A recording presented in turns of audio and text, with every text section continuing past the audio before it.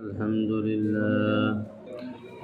لله الذي وكفى وسلام على عباده الذين اصطفى أما بعد أعوذ بالله من الشيطان الرجيم بسم الله الرحمن الرحيم شهر رمضان الذي أنزل فيه القرآن هدى للناس وبينات من الهدى والفرقان فمن شهد منكم الشهر فليصم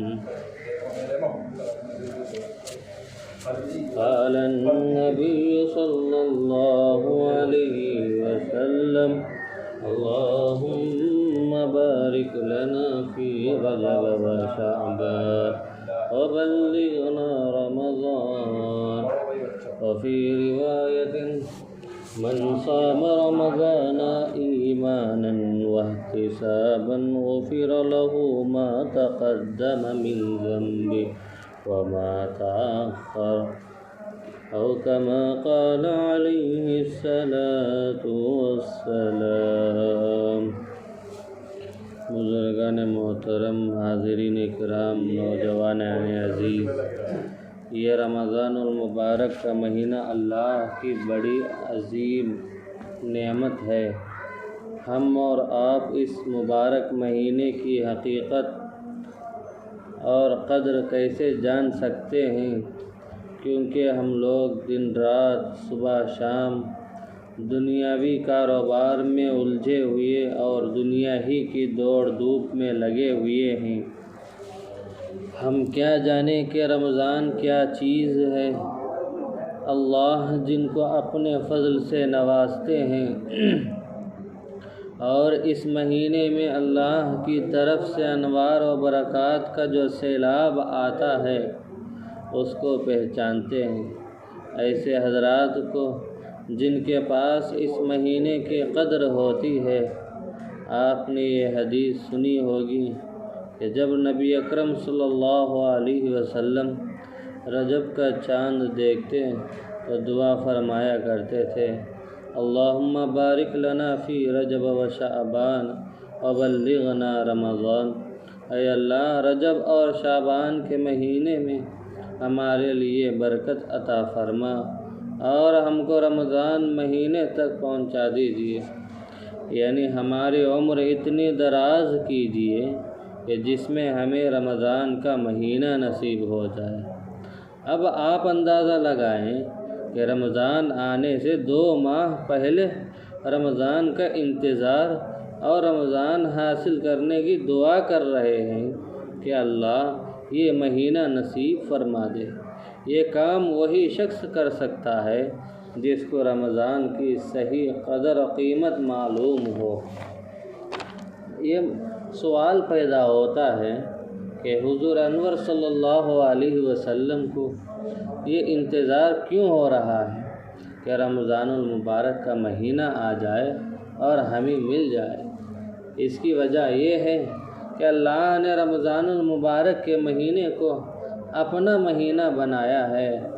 ظاہری طور پر ہم یہ سمجھتے ہیں کہ رمضان المبارک کی خصوصیت یہ ہے کہ یہ روزوں کا مہینہ ہے، اس میں روزے رکھے جائیں گے اور تراویح پڑھی جائیں گی اور بس۔ لیکن حقیقت یہ ہے کہ بات یہاں تک ختم نہیں ہوتی، بلکہ روزے ہو یا تراویح ہو یا رمضان کی کوئی اور عبادت ہو، یہ سب عبادات ایک اور بڑی چیز کی علامت ہے۔ وہ یہ ہے کہ اللہ نے اس مہینے کو اپنا مہینہ بنایا ہے تاکہ وہ لوگ جو 11 مہینے تک مال کی دوڑ دھوپ میں لگے رہے اور ہم سے دور رہے، اپنی دنیاوی کاروبار میں الجھے رہے اور خواب و غفلت میں مبتلا رہے، ہم ان لوگوں کو ایک مہینہ اپنے قرب کا عطا فرماتے ہیں۔ ان سے کہتے ہیں کہ تم ہم سے بہت دور چلے گئے تھے، دنیا کے کام دھندوں میں الجھ گئے تھے، تمہاری فکر و سوچ خیال اور تمہارے اعمال و افعال یہ سب دنیا کے کاموں میں لگے ہوئے تھے۔ اب ہم تم کو ایک مہینہ دیتے ہیں، اس میں تم ہمارے پاس آ جاؤ اور اس کو ٹھیک ٹھیک گزار لو تو ہمیں تمہارے کو ہمارا قرب حاصل ہوگا، کیونکہ یہ ہمارے قرب کا مہینہ ہے۔ عزیزان گرامی، ذرا دیکھیے تو صحیح، انسان کو اللہ نے کیوں پیدا کیا؟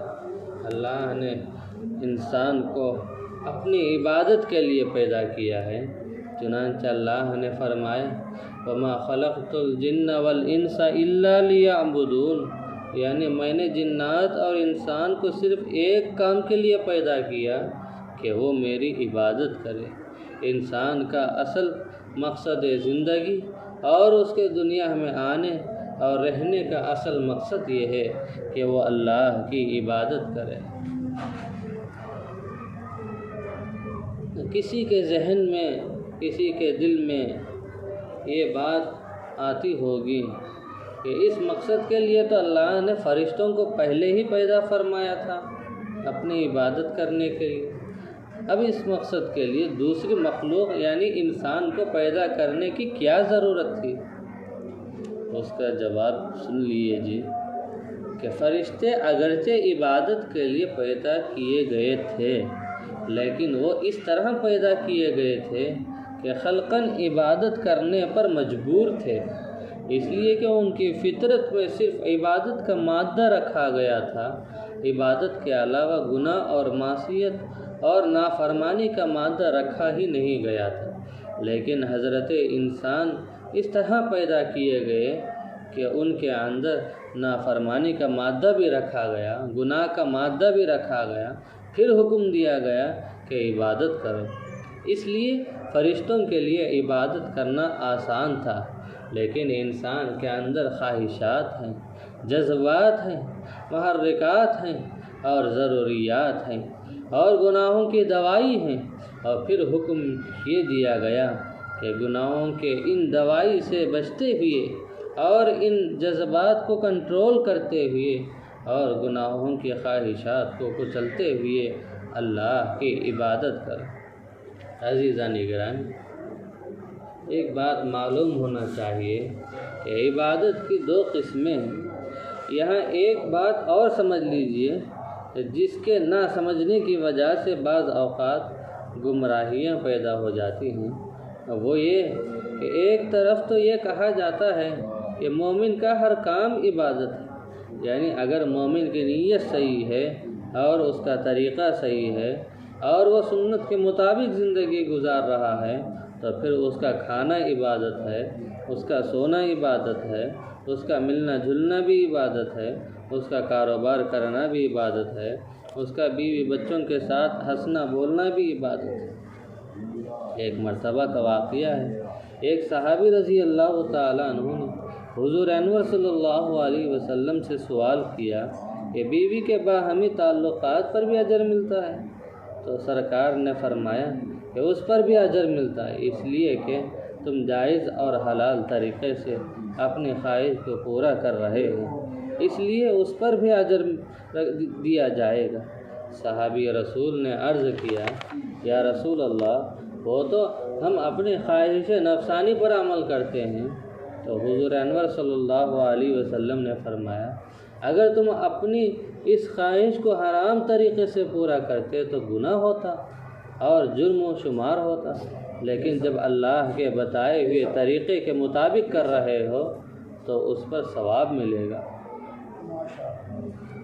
ہم نے 11 ماہ اسی کیفیت میں گزار دیے، اللہ سے بڑھ کر ہمارے نفسیات کو کون سمجھنے والا ہے؟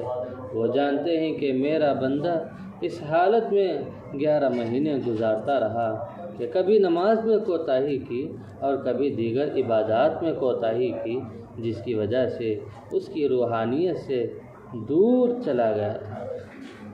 اس 1 مہینے میں اس کی تلافی کر لو، دل میں جو گندگی بسی ہوئی ہے اسے دور کر لو، دوسرے مصروفیات کو کم کر کے براہ راست عبادت کی طرف زیادہ سے زیادہ دھیان لگاؤ۔ جب ایک مہینہ اس طرح گزار لوگے تو انشاءاللہ باقی مہینوں کو گزارنا آسان ہو جائے گا۔ اس مہینے میں اپنا نظام الاوقات کو بنا لینا چاہیے۔ اللہ کا ارشاد ہے، یا ایھا الذین آمنوا کتب علیکم الصیام کما کتب علی الذین من قبلکم لعلکم تتقون۔ اے ایمان والو، تم پر روزے فرض کیے گئے ہیں جیسا کہ تم سے پہلے لوگوں پر فرض کیے گئے تاکہ تم بچ جاؤ، تقوی دار ہو جاؤ۔ گویا کھانے پینے سے رکنا اصل مقصد نہیں ہے، بلکہ روزے کی فرضیت کا اصل مقصد تقوی کا حاصل ہونا ہے۔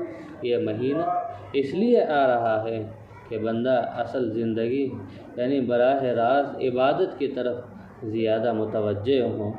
اس مہینے کے آنے سے پہلے اس کا نظام الاوقات ایسا بنا لینا چاہیے کہ اپنی دنیاوی مصروفیات کو کم سے کم کرتے ہوئے عبادت کی مصروفیات کو زیادہ سے زیادہ کریں تاکہ روحانی طور پر ترقی کے مدارج زیادہ سے زیادہ طے کر سکیں۔ آج کل ایک اصطلاح استقبال رمضان کے نام سے بہت مشہور ہو رہی ہے۔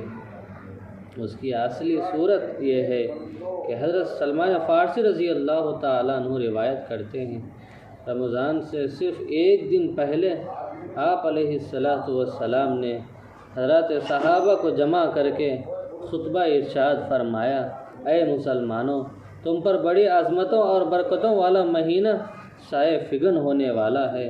اس کی اہمیت کی طرف توجہ دلاتے ہوئے فرمایا کہ اس مہینے میں اگر فرائض کا اہتمام کرو گے تو ایک فرض کا ثواب 70 فرائض کی ادائیگی کے برابر اور ایک نفل کا ثواب فرض کے برابر ملے گا۔ اور آپ علیہ السلام کا یہ فرمان کتنی قیمتی اور کتنا اہم تھا، اور آپ استقبال رمضان کو اس انداز سے استقبال کریں کہ اس مہینے کو زیادہ سے زیادہ اللہ کی عبادت میں صرف کریں گے تو ایسا استقبال واقعی قابل تعریف ہوگا۔ عزیزان گرامی، رمضان المبارک میں خاص طور پر گناہوں سے دور رہیں اور اس سے بچنے کی فکر و کوشش کریں۔ یہ طے کر لیں کہ رمضان کے مہینے میں یہ آنکھ غلط جگہ پر نہیں اٹھے گی۔ یہ بھی طے کر لیں کہ رمضان میں اس زبان سے غلطیات نہیں نکلیں انشاءاللہ، اور دیگر جھوٹ، غیبت یا کسی کی دل آزاری کا کوئی کلمہ نہیں نکلے۔ رمضان کے مہینے میں اس زبان پر تالا ڈالو۔ یہ کیا بات ہوئی کہ روزہ رکھ کر حلال چیزوں کے کھانے سے تو پرہیز کر لیا، لیکن رمضان میں مردہ بھائی کا گوشت کھا رہے ہو؟ اس لیے کہ غیبت کرنے کو قرآن نے مردہ بھائی کا گوشت کھانے کے برابر قرار دیا ہے۔ لہٰذا غیبت سے بچنے کا اہتمام کریں، جھوٹ سے بچنے کا، فضول کاموں سے بچنے کا، فضول مجلسوں سے بچنے کا، فضول باتوں سے بچنے کا اہتمام کریں۔ اس طرح یہ مہینہ گزارا جائے۔ اسی طرح اپنے مصروفیات کا بھی جائزہ لیں۔ حضرت مفتی شفیع صاحب فرماتے تھے کہ رمضان آنے سے پہلے اپنی مصروفیات کا جائزہ لو اور یہ دیکھو کہ کون سی مصروفیت ایسی ہے جس کو میں چھوڑ سکتا ہوں۔ ان کو چھوڑ کر براہ راست عبادت والے اعمال کو اختیار کر لے، اور نماز اور روزے کے علاوہ نوافل جن کو عام دنوں میں پڑھنے کی توفیق نہیں ہوتی، کم از کم رمضان میں ان کا اہتمام کریں۔ تہجد کا اہتمام کریں، کیونکہ تہجد ایسی نعمت ہے کہ اس کی لذت و حلاوت ان کو معلوم ہوتی ہے جو اس نعمت کی قدر کرتے ہیں۔ اس کی حلاوت حضرت شیخ عبد القادر جیلانی رحمۃ اللہ علیہ نے محسوس فرمائی۔ حضرت شیخ عبد القادر جیلانی رحمۃ اللہ علیہ کے زمانے میں ایک نواب تھا۔ اس کی ایک چھوٹی سی ریاست تھی جس کا نام نیمروز تھا۔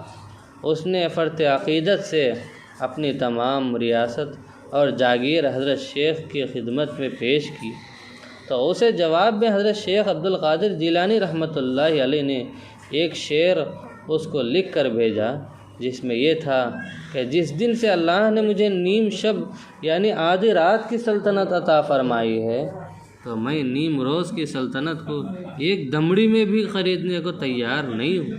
حضرت سفیان ثوری رحمۃ اللہ علیہ فرماتے ہیں کہ رات کی نماز میں اللہ نے ہم کو جو لذت و حلاوت دی ہے، اگر دنیا کے بادشاہوں کو اس حلاوت کا پتہ چل جائے تو ہمارے پاس تلوار لے کر مقابلے کے لیے آ جائیں گے۔